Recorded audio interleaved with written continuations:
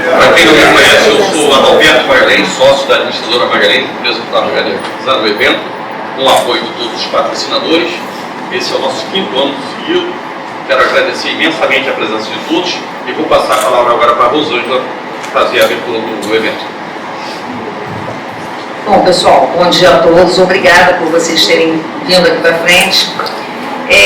Nós queremos externar aqui nossa felicidade de receber vocês nessa quinta edição do workshop O Síndico de hoje. Muito obrigada pela presença de todos. Vocês representam uma parte do setor condominial que faz a diferença, pois buscam conhecimento.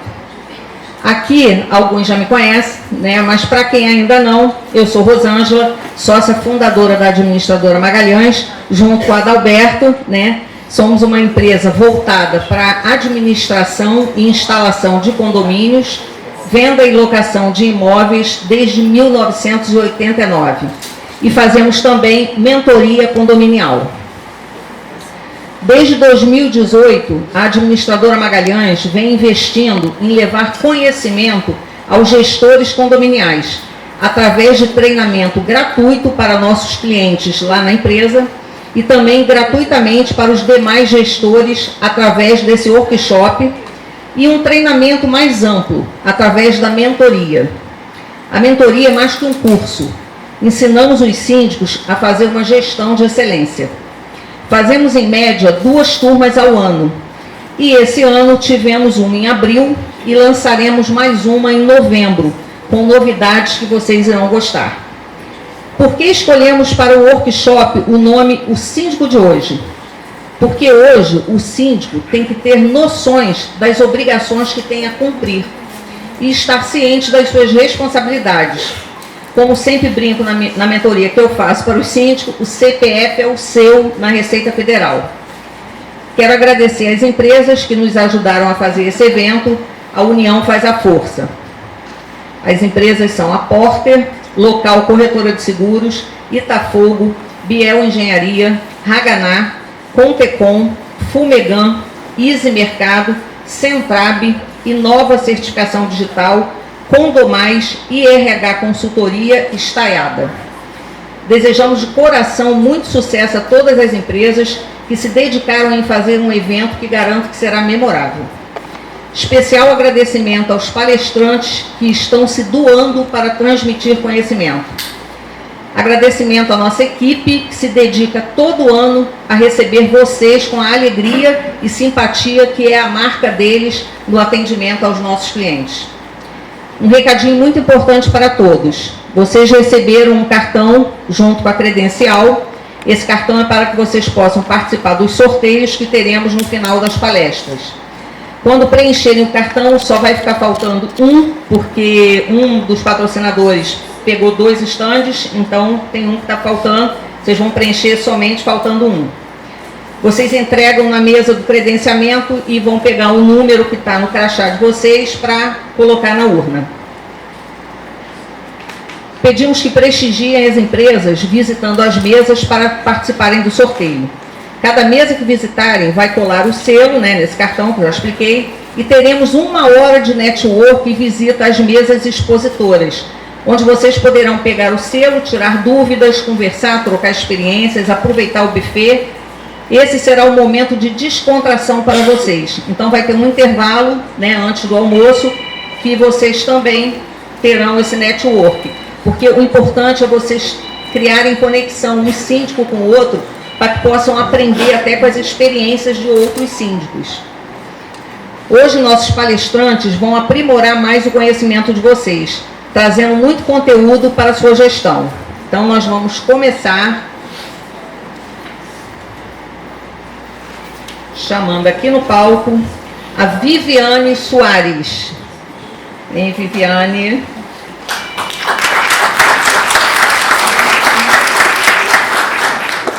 A Viviane, ela é fonoaudióloga, pós-graduada em motoricidade oral, sócia fundadora da Centrab Segurança e Medicina do Trabalho, tem MBA em Gestão Empresarial pela Fundação Getúlio Vargas, estágio em Gestão Ocupacional no Hospital Geral da Marinha, tem 21 anos de experiência em clínicas de medicina ocupacional, sendo 15 anos à frente da Centrab. E ela vai fazer a palestra Documentos e Exames de Saúde, Segurança do Trabalho e o E-Social. Seja bem-vinda. Gostei, olha, prestigiou a empresa com a cor da administradora Magalhães. A gente tem que vir a caráter, né? Era coincidência, mas bem apropriada. Gente, bom dia.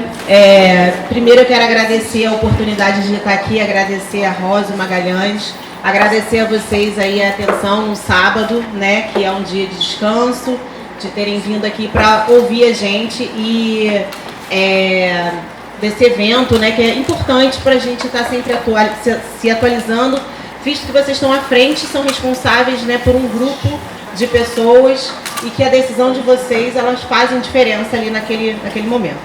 Então hoje eu vim aqui para falar para vocês sobre os documentos que são exigidos, os documentos dos exames que são exigidos pelo governo federal e os envios para o e-social, no segmento de saúde e segurança do trabalho. Então, vamos lá, 32.150,53 centavos. O que vocês acham desse valor, né? Para mim, é um valor alto. Eu não sei o que vocês pensam sobre esse valor. Mas esse é um valor de uma média de uma falta de um LTCAT, que é um laudo técnico do ambiente de trabalho. Então, assim, esse valor ele é um valor que pode ser um pouco menos e pode chegar a 200, 300 mil, se tiver recidivas, né? Se você continuar não fazendo os envios. E aí você vai falar para mim assim hoje, Viviane, você, uma hora dessa, num sábado, você vem com um valor desse, me dá um susto desse. O que eu tenho que fazer para não precisar pagar esse valor? Como que funciona isso? Cadê? Eu tô com... eu te dou um ok? Tá. E aí, o que eu tenho que fazer, né? Então, assim, a gente vem de um tempo para cá, muita gente falando assim, que lei nova é essa? Quem inventou isso? Da onde veio isso? Né? Por que agora eu tenho que fazer isso? Né? Hoje mesmo eu já ouvi isso aqui lá no stand. Então, essa é uma lei que é a Lei 6.514, de 22 de dezembro de 1977. Então, não é tão nova, né? A gente está falando aí, ela é pela Constituição Brasileira do Ministério do Trabalho, aí ficou 3.214, de 8 de junho de 78. Então, ela tem aí os seus 45 anos, né? E aí você diz assim, mas nessa época eu não precisava fazer? Precisava. Está na lei. A lei é para ser cumprida por todos. Mas por que eu não fazia? Por que os condomínios só ficaram sabendo agora? Porque é isso, a maioria, uma grande maioria, só ficou sabendo depois da implantação do e-social. E muitas pequenas empresas não cumpriam por desconhecimento mesmo, né? O que acontecia antigamente? Por que não se fazia? Porque essa era uma lei desconhecida, né? Ninguém conhecia mesmo. Muito da questão do CLT ficava por conta do contador, ficava por conta da contabilidade. E a contabilidade, ela faz folha, ela faz assinatura da carteira. E ela precisa só do ASO, que é o exame médico. Então, ele ficava restrito a isso. E o que acontecia? Se a gente pensar, o fiscal ficava faltando uma fiscalização. Obrigada. Qual que é o... Então, o que acontece? Se a gente pensar que a gente tinha numa média aqui de fiscal, e deve ter ainda, na cidade inteira de Niterói, mais ou menos uns 6 fiscais. Para fiscalizar, imagina, todo o CNPJ da cidade de Niterói, todos, né? De todos os condomínios, de todo barzinho, restaurante, empresa, ele tinha que, pessoa física, ir lá na empresa, bater na porta e falar assim, me dá seus documentos. E ele passava o dia lá olhando os documentos, avaliando. Ele, pessoa física, não tem condição, 6 pessoas, né? de avaliar todo mundo, né? Não tinha, humanamente, era impossível. Então, eles iam aonde? Eles iam onde havia maior probabilidade de ter e encontrar problema, né? E precisava de atingir um público maior. Então, eles iam nas empresas maiores, porque em uma empresa ele conseguia proteger 100 funcionários, 200 funcionários, né? Então, eles iam nessas empresas mais chaves. Essas empresas maiores já fazem esses documentos há muitos e muitos anos, né? Então, era por isso que hoje muitos acham que a lei é nova, mas a lei ela já está aí há algum tempo. E aí você me diz, beleza, Viviane, agora você me falou que é uma lei antiga, que eu já tinha que ter feito isso há muito tempo, que eu não sabia. E o que essa lei diz? O que eu tenho que fazer a partir de agora? Como que está sendo? O que está acontecendo? Né? E aí, vamos lá, vamos ver se eu acerto. Quais são os documentos e os exames que todo condomínio, que a grande maioria está no grau de risco 1 e 2, né, precisa fazer? Então, esses são os documentos básicos, que é o PGR, o LTCAT, o PCMSO e o ASO. Que são esses monte de letras, esse monte de sigla, que é esse monte de letrinha, é isso que você faz, aquele monte de letrinha, né? Então, é isso. O PGR é um programa de gerenciamento de riscos. O que é isso? É um documento de todo o CNPJ, da empresa, que tenha... Esses documentos precisam ser feitos para as pessoas que tenham um funcionário cadastrado como CLT, né? Se você não tem nenhum, então você está isento dessa obrigatoriedade. O PGR, ele avalia o ambiente que o trabalhador está, aonde ele trabalha, o que ele faz, né? Então, ele avalia os riscos. Quais são os riscos? Químico, físico, biológico e ergonômico. Então, ele avalia assim, se lá no seu condomínio, que a maioria tem, né? Eu digo aqui que 99,9% tem, eu acredito, ou 100%, produz, né? Os condomínios produzem lixo, né? E o lixo, ele é um risco, ele contamina, ele é um produto contaminado, que é gerado pelo condomínio. E esse produto, esse lixo, ele é manipulado pelo auxiliar de serviços gerais. Então, a partir dali, o condomínio, o seu CNPJ, coloca aquele funcionário em risco de contaminação, de pegar uma infecção. Então, você tem que agir, ter ações para que ele não se contamine, porque senão ele gera nexo causal com a função que ele está exercendo e você vai ganhar um problema, né? Porque se ele botar na justiça, se ele colocar, você vai ganhar um problema. E aí tem o LTCAT, que é o laudo técnico de condições de ambiente do trabalho. Em que condições está aquele ambiente? Quais são as ações que precisam ser realizadas para que a gente minimize esses riscos de contaminação, né? Outro exemplo que eu gosto de dar, principalmente para o condomínio, e aí a gente fala de um condomínio maior, se a gente tiver assim, um técnico de manutenção, um jardineiro, que usa muito aquelas máquinas para cortar grama, que faz muito barulho, né? Ele fica exposto àquilo constantemente, àquela máquina. Então ele tem perda auditiva, pode causar, se tiver muito barulhenta, todo dia, o tempo inteiro, um dia num canto, um dia no outro canto. Então a gente precisa, o que ele precisa fazer? Precisa usar um abafador? O que a gente precisa fazer para minimizar e para isso não acontecer com a saúde do trabalhador? Então é isso que o laudo fala.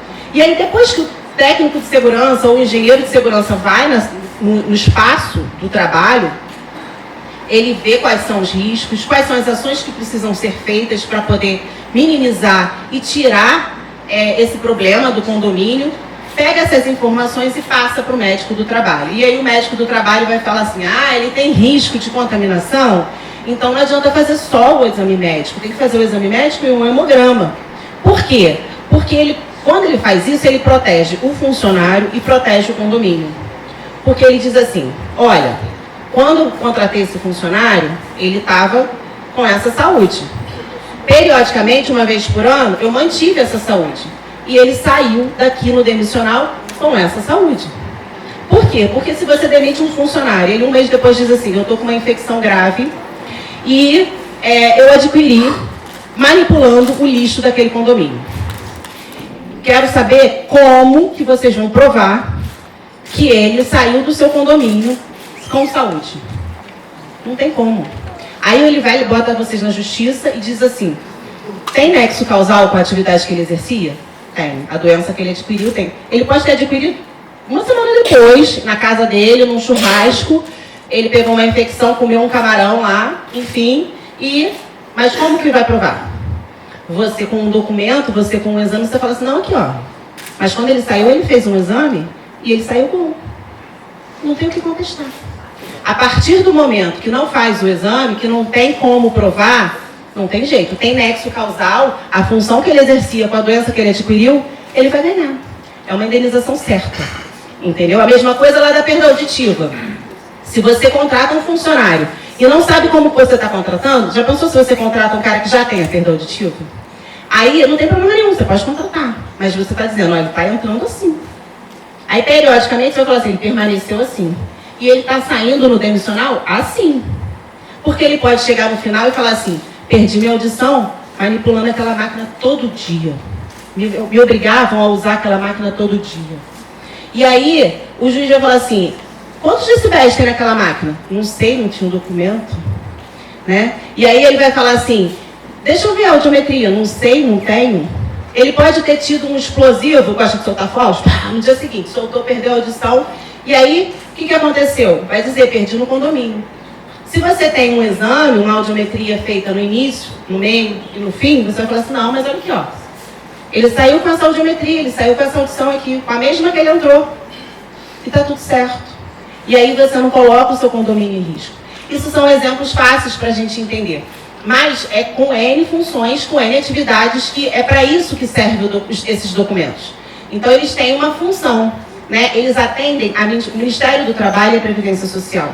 Porque se você tiver afastamento por aposentadoria e etc. e tal, tudo está dentro desse documento. E aí sim, a médica do trabalho vai dizer quais são os exames que tem que fazer de acordo com o risco que ele fica exposto. Pode ser que ele não tenha risco nenhum e não tenha que fazer exame nenhum. Só o exame médico. Existe também. E aí vem o I-social. Vamos lá. E aí a gente tem que fazer os I-social. I-social é a palavra do momento. E agora, como é que funciona? O que é isso? Por que agora tem que fazer isso? Quem é esse grande vilão, né? Muito bem. O I-social, gente, nada mais é que aqueles 6 fiscais que fiscalizavam e batiam na porta de algumas empresas. Só que agora ele é um fiscal eletrônico. Ele é uma plataforma eletrônica que o governo federal implementou. Ele vem implementando já, mais ou menos, desde 2018, aos poucos. Né? Ele veio de grau de risco de empresas maiores para as menores. E aí, é uma plataforma que unifica todas as informações dos funcionários, onde ele coloca questões de Caixa Econômica, questões de Previdência, questões de Receita Federal, questões do Ministério do Trabalho, tudo unificado daquele funcionário numa plataforma só. E o que o governo ganha e consegue com isso? Fiscalizar todo mundo. Ele hoje, eletronicamente, ele fiscaliza todos os CNPJs. E CPF também, só que aí é de uma outra forma. Então, se o CPF tem um funcionário, ele me fiscaliza também. Então, ele conseguiu com isso que todo mundo necessariamente tenha que se adequar àquela lei lá de 77.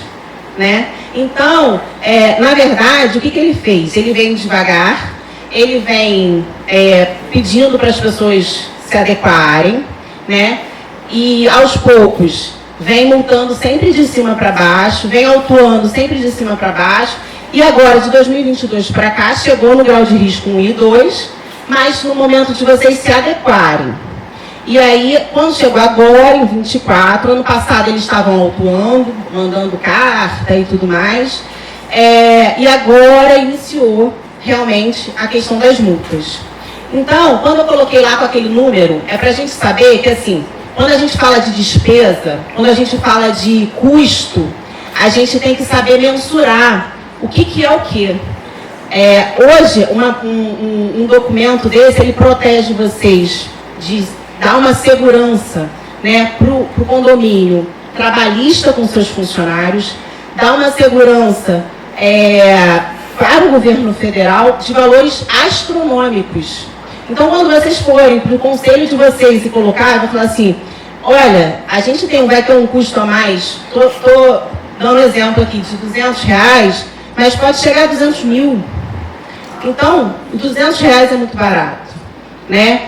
Hoje, a gente precisa comprar uma cadeira, porque o risco ergonômico, uma grande parte tem porteiro ainda, precisa comprar uma cadeira e colocar esse cara, porque se ele, a gente avaliar um risco ergonômico ali, ele botar um nexo causal e tiver uma cadeira ruim, a indenização disso vai ser absurda. E uma cadeira custa R$200. Então a gente tem que pensar de que a gente está falando, né? Qual é o risco que a gente tem? Esse risco vale a pena?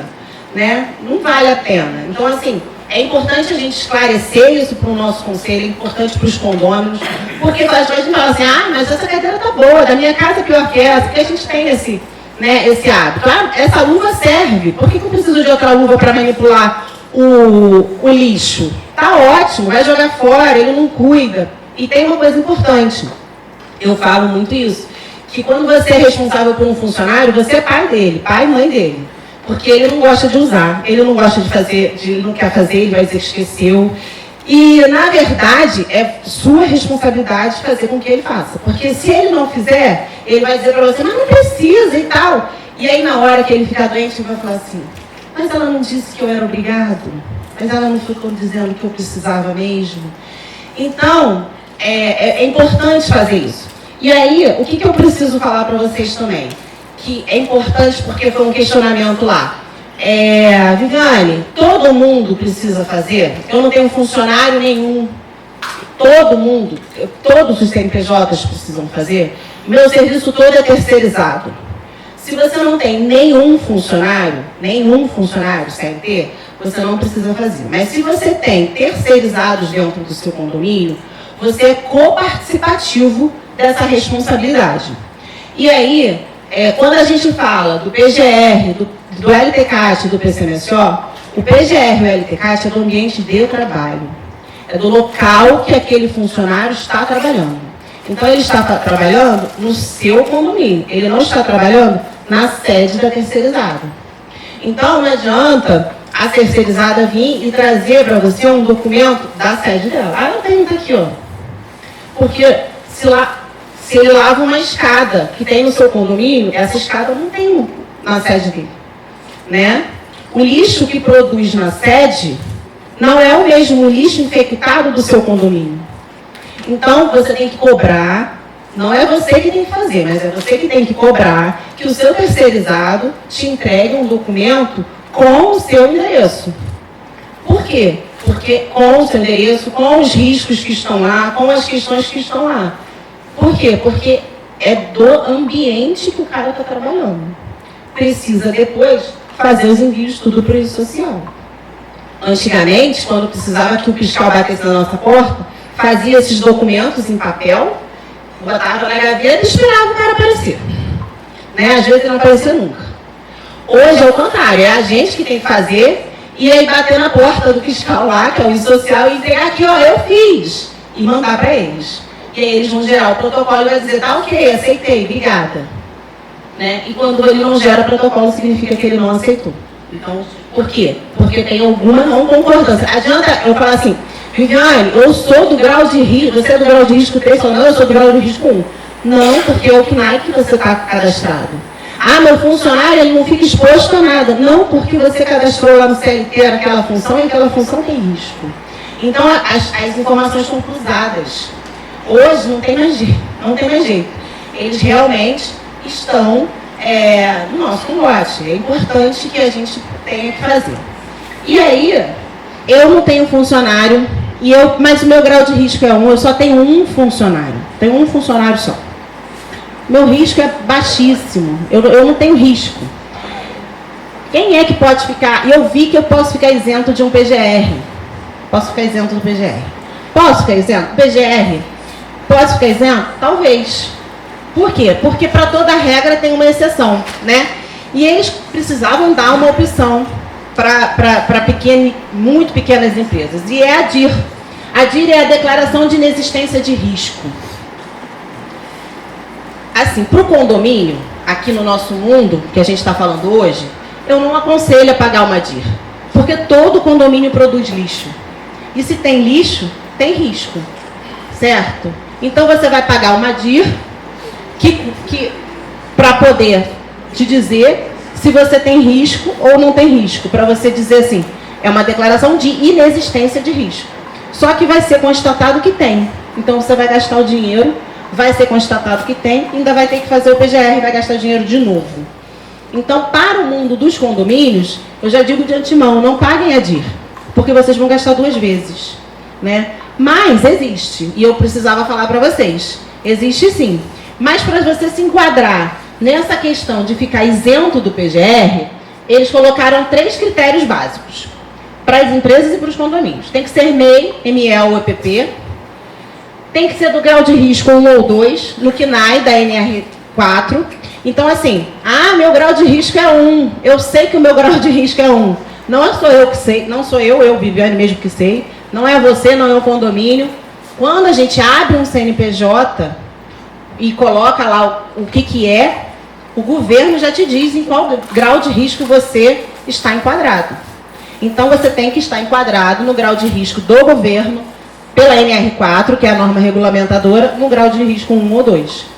E aí, é o que eu falei, esse levantamento precisa ser feito e atestado por um técnico de segurança do trabalho ou um engenheiro de segurança do trabalho.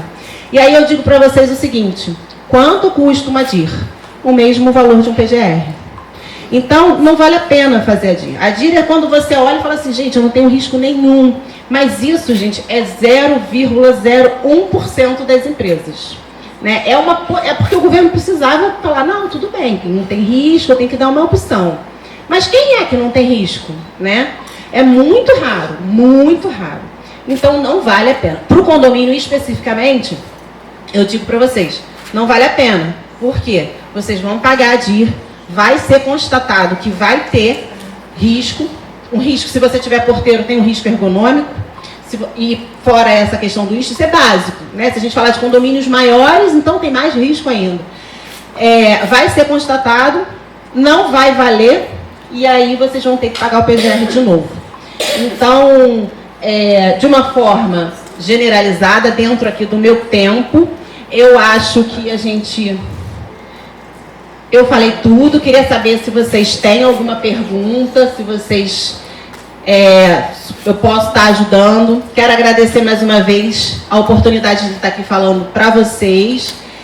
Eu estou com uma stand ali na frente, então assim, Viviane, agora eu não estou lembrando, mas daqui a pouco lembrei de uma questão que aconteceu no meu condomínio. Eu estou à disposição para vocês me perguntarem alguma situação. Alguém quer fazer uma pergunta aqui?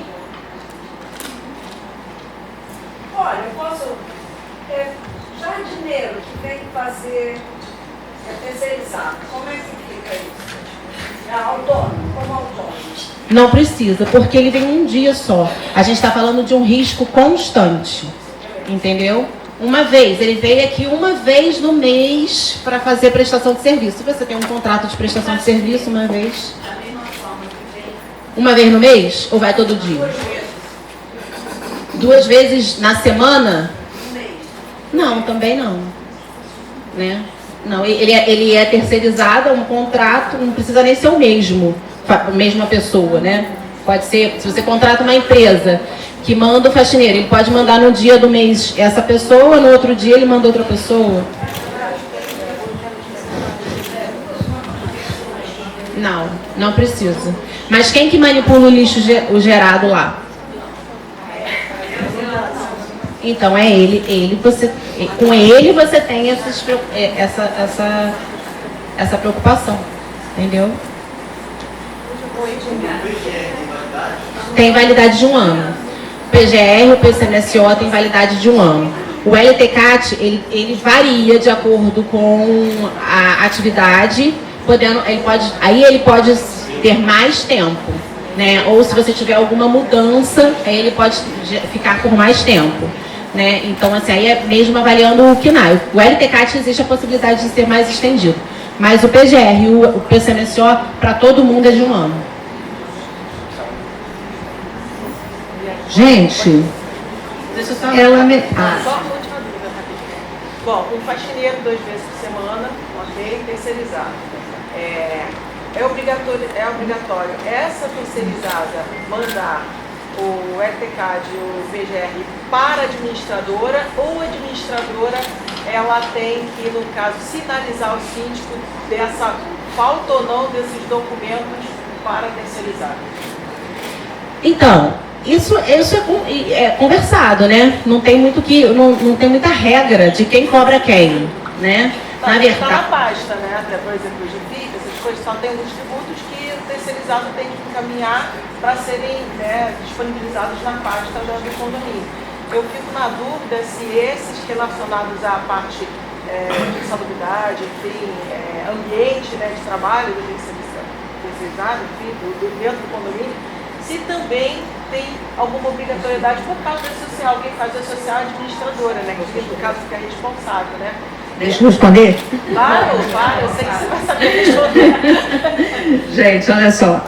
A parte de terceirizada, quem tem que mandar é a terceirizada. Até o fundo de garantia, na hora dela mandar para o e-social dela, porque aí não é do condomínio, é dela. Ela também manda separado, que ela manda lá, os funcionários estão alocados em qual CNPJ. Então ela também vai mandar os exames para esses funcionários que estão alocados para esse CNPJ. Entendeu? Então a terceirizada é que ela tem que enviar. Mas o condomínio é que tem que cobrar isso. Fiscalizar, entendeu? Pedir à empresa. Ela não tem como ver, porque isso é no e-social da empresa. Então o condomínio não tem como ver. Mas ele tem que cobrar dela isso. Tá, mas você concorda? Tudo bem, o condomínio tem que cobrar. O condomínio cobrou, já falou que tem que encaminhar, mas essa gestão vamos dizer assim, mais de apoio administrativo, você concorda que a administradora se diferencia se ela conseguir apoiar o síndico, sinalizar para que tenha... Então, deixa eu te explicar, a gente vai se complementando. Deixa eu te explicar o que acontece. Isso é porque é muita gente mandando, né? Vamos botar assim. Sim. O que acontece? É de responsabilidade do condomínio de fazer essa cobrança que seja cumprida, né? Olha, eu preciso que você envie para a minha administradora todos esses documentos. Aí você fala assim, já cobrei. Só que para você ter certeza que ele mandou e que a administradora recebeu, o e-social ele gera um protocolo. Você pode pedir um protocolo. Você pode falar assim, olha só, eu gostaria de receber o protocolo que gerou do e-social desses documentos. Entendeu? Então, com esse protocolo, você tem certeza absoluta que ele fez os envios e que esses envios foram recebidos. Porque o protocolo ele só gera em torno de 24 a 48, o prazo máximo 48 horas, que o governo dá para dar essa resposta para a gente. Então, só depois que a gente recebe esse protocolo é que a gente tem certeza que a gente fez e que foi aceito. Porque não adianta falar assim, enviei, porque ele pode não ser aceito. Entendeu? Então, para você ter certeza, você pode solicitar esse protocolo. Eu preciso que me envie esses protocolos. E aí, só para complementar e ajudar aqui a Rosa, o e-social, como eu falei, ele é um combo, ele é integrado de tudo, né? E são raríssimas, posso te dizer, raríssimas as empresas que estão fazendo o combo inteiro, porque é de uma responsabilidade muito grande e você precisa ter muitos especialistas. Especialista em RH, especialista administrativo, especialista em SST, que é Saúde e Segurança do Trabalho, especialista em contabilidade. Você teria que ter muitos especialistas para você conseguir abranger todo ele como 100%. Então, o que está sendo praticado? Né? Cada um... Desculpa o termo, mas cada um no seu quadrado, né? A contabilidade está fazendo a parte de contabilidade no e-social, alguma coisa de RH e tudo mais. A administradora está fazendo a parte administrativa, de controle e tudo mais de administração. E as consultorias de segurança e medicina do trabalho estão fazendo nas partes dos eventos de saúde e segurança do trabalho. Isso tudo é dividido em eventos, eles chamam de eventos. Dentro da plataforma, o nome que eles dão lá dentro são eventos, são números. Então, evento, eu botei até ali, o SS20, o SS10, que é o ASO. Então, cada letra e cada número corresponde a um setor, né? Vamos dizer assim,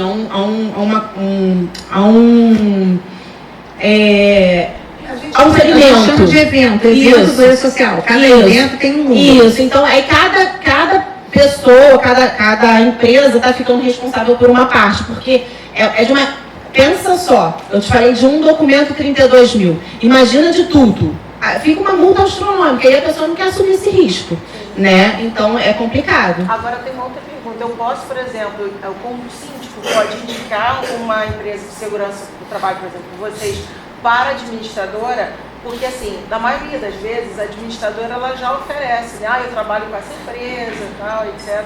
Não, deixa eu responder essa. Por exemplo, nós lá, tá, o que a gente faz? A gente dá as opções de empresas que a gente conhece que faz. Quem é sindicato, pelo sindicato dos condomínios, a gente já indica uma empresa que é pelo sindicato, que ela já tem lá o convênio com o sindicato, né? O sindicato cobra um valor lá. Então, como você já paga o sindicato, você pode ter a opção de fazer com essa empresa.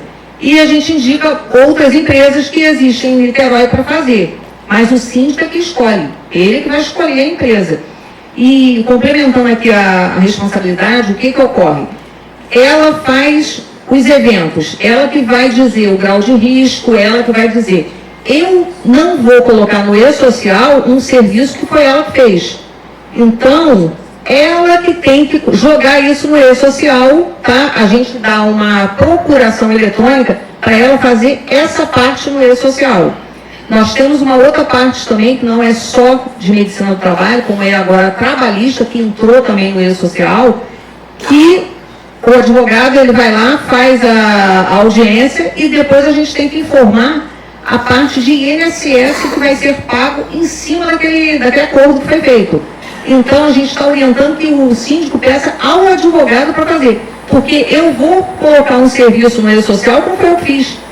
Entendeu? Então, por isso que existem as empresas e elas têm que ter a liberdade de colocar o serviço delas no E-Social do seu CNPJ.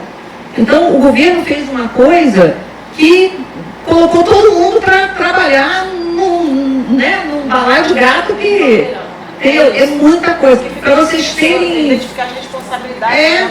Para vocês terem uma ideia, o primeiro workshop, quem tem cliente meu aqui que veio ao primeiro workshop nosso, nós começamos a fazer esse workshop por causa do E-Social. Foi em 2018, quando começou essa história de E-Social, a gente fez um workshop, o primeiro foi só para cliente, para que passasse para os nossos clientes que não dependiam mais só da gente agora. Não depende só da gente.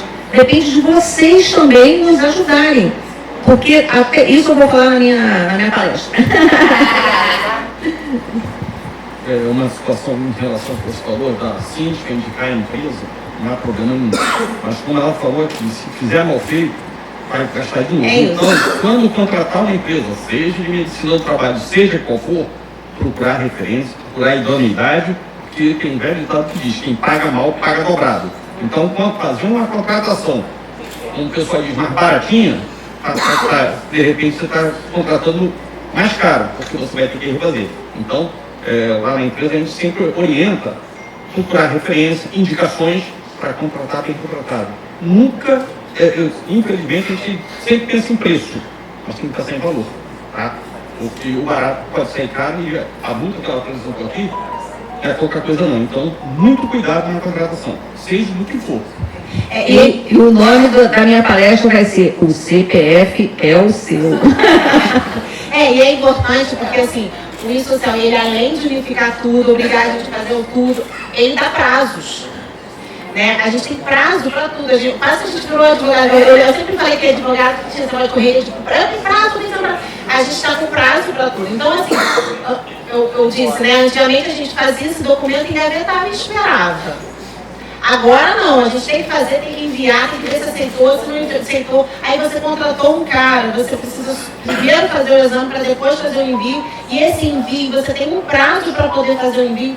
Então, assim, o que o Magalhães falou é de extrema importância. Você tem que contratar uma empresa, não só pelo preço, mas por uma responsabilidade. Porque hoje ela está lidando com uma coisa muito séria, né, que são esses envios, e os valores das multas São altíssimos. E aí depois você vai falar assim, ah, mas eu te contratei, você que tem que pagar. Aí ele vai falar assim, ah, mas eu não tenho dinheiro para pagar, o problema é Estava seu. 1.500 por transação errada, né? Um dado, eu ouvi falar isso, que você passava alguma informação incorreta ou transação, você pagava uma multa para começar, dependendo, condomínio pequeno, R$ 1.500 por um dado passado incorretamente. Imagina se você passar vários dados. Não, se você passar do prazo. Só de passar do prazo, você infringe várias coisas, entendeu? Porque assim, aí você não infringe só o envio do ato. Aí você envia a contratação, o problema do CLT, o problema da carteira, o problema da folha. Você vai gerando. É um dominó, né? É isso. Então você precisa realmente de uma empresa séria para poder estar te atendendo. Só uma perguntinha rápida. Uma administradora pode não aceitar? Pode. Não aceitar, por exemplo, ela indica dela, tá? E ela pode não aceitar que a gente está indicando? Não. Não, ao contrário. Você pode não aceitar que ela está indicando. Não. Só esclarecendo a senhora, o representante legal do condomínio é o síndico, tem, como a Rosana fala, o CPF do síndico. Então a administradora dá um suporte, dá orientação. Mas, mesmo se ela esteja contratando, indicando uma empresa que a administradora entenda que por referência não é a melhor, aí pode até orientar. Não, mas eu quero contratar. O chefe, o poder é do síndico, o responsável é o síndico. Tá? O contrário pode, né? A administradora indica um e o síndico não quer. O sindicato indica uma e o síndico não quer. Então, isso pode perfeitamente. Agora, o contrário, o síndico quer, faz questão de ser porque conhece, né, e confia, ele é que manda. A administradora tem que aceitar. Gostando ou não gostando, a administradora tem que aceitar. Gente, ela merece palmas abertas, né, gente?